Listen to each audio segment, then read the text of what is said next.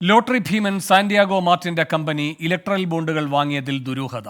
Lottery വിൽപ്പനയുമായി ബന്ധപ്പെട്ട് ആഭ്യന്തര മന്ത്രാലയം സംസ്ഥാനങ്ങൾക്ക് മുന്നറിയിപ്പ് നൽകിയതിന് പിന്നാലെയാണ് സാന്റിയാഗോ മാർട്ടിന്റെ കമ്പനികൾ ഇലക്ട്രൽ ബോണ്ടുകൾ വാങ്ങാൻ തുടങ്ങിയത്. 2019 കേരളം ഉൾപ്പെടെയുള്ള സംസ്ഥാനങ്ങൾക്ക് കേന്ദ്രം മുന്നറിയിപ്പ് നൽകിയത്. ഇതിന് പിന്നാലെ 2 മാസം കൊണ്ട് 109 കോടിയുടെ ബോണ്ടുകൾ സാന്റിയാഗോ മാർട്ടിന്റെ കമ്പനികൾ വാങ്ങി.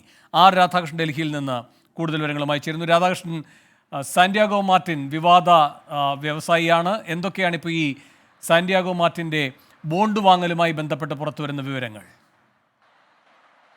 വേണു, സാന്റിയാഗോ മാർട്ടിന് അദ്ദേഹത്തിന്റെ കമ്പനിക്കും എതിരായിട്ട് നമ്മുടെ ഈ ലോട്ടറി നിയമം കൊണ്ടുവന്നതുമായി ബന്ധപ്പെട്ടിട്ടുള്ള ചില വിഷയങ്ങളുടെ പശ്ചാത്തലത്തിൽ അദ്ദേഹം സുപ്രീം കോടതിയിൽ ഒരു ഹർജി സമർപ്പിച്ചിരുന്നു. ആ ഹർജി സമർപ്പിച്ചതിന് തൊട്ടു പിന്നാലെ 8 സംസ്ഥാനങ്ങൾക്കെതിരെയും കേന്ദ്ര സർക്കാരിനും എതിരെയുള്ള ഒരു ഹർജിയാണ് അദ്ദേഹം സമർപ്പിച്ചിട്ടുള്ളത്. അതിന്റെ വിചാരണ ഇപ്പോഴും കോടതിയിൽ നടക്കുകയാണ്.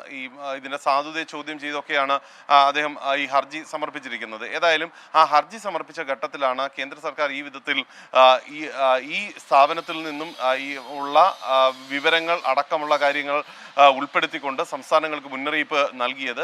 ഏത് വിധത്തിലാണെങ്കിലും ഇവരിൽ നിന്നും അകന്നു നിൽക്കണം എന്ന് സൂചിപ്പിക്കുന്ന വിധത്തിലായിരുന്നു ആ കത്ത് ഉണ്ടായിരുന്നത്. എന്നാൽ ആ കത്തിന് തൊട്ടു പിന്നാലെ തന്നെ സാന്റിയാഗോ മാർട്ടിന്റെ വ്യത്യസ്ത കമ്പനികൾ ഏതാണ്ട് 109 കോടി രൂപയുടെ ബോണ്ടുകൾ, ഇലക്ടറൽ ബോണ്ടുകൾ വാങ്ങിക്കൂട്ടുന്ന ഒരു സാഹചര്യമാണ് ഉണ്ടായത്. ആ ബോണ്ടുകൾ വിവിധ ഗുണഭോക്താക്കൾ, രാഷ്ട്രീയ പാർട്ടികൾ കൈപ്പറ്റുകയും ചെയ്തിരിക്കുന്നു. ഇത് നമുക്ക് ഒരു പ്ലെയിൻ റീഡിംഗ് എന്ന രീതിയിൽ വായിക്കുമ്പോൾ സാന്റിയാഗോ മാർട്ടിന് ഈ ഘട്ടത്തിൽ ഏതെങ്കിലും വിധത്തിലുള്ള ഒരു പ്രശ്നങ്ങളിലേക്ക് ഇല്ലാതെ അല്ലെങ്കിൽ ഏതെങ്കിലും വിധത്തിൽ ആക്ഷേപങ്ങളില്ലാതെ രാഷ്ട്രീയ പാർട്ടികൾക്ക് തൻ്റെ പക്കലുള്ള കമ്പനികളുടെ പക്കലുള്ള പണം നൽകാനായിട്ടുള്ള ഏറ്റവും ഉചിതമായിട്ടുള്ള ഉപാധിയായി അദ്ദേഹം ഈ ഇലക്ട്രൽ ബോണ്ടുകളെ ഉപയോഗിച്ചു എന്നുള്ളതാണ് അത് വ്യക്തമാക്കുന്നത്. ഏത് താല്പര്യത്തിന്റെ അടിസ്ഥാനത്തിലാണെന്നോ അല്ലെങ്കിൽ അതുകൊണ്ടുണ്ടായ നേട്ടം എന്താണോ എന്നതിനെ സംബന്ധിച്ചിട്ടുള്ള വ്യക്തതയില്ല. പക്ഷേ ഒരു കാര്യം ശ്രദ്ധേയമാണ്, ഈ കമ്പനികളുടെ അടിസ്ഥാന തുക, അവരുടെ ഈ കമ്പനിയുടെ മൂല്യം, അതിൻ്റെ പല മടങ്ങാണ് ഈ വാങ്ങി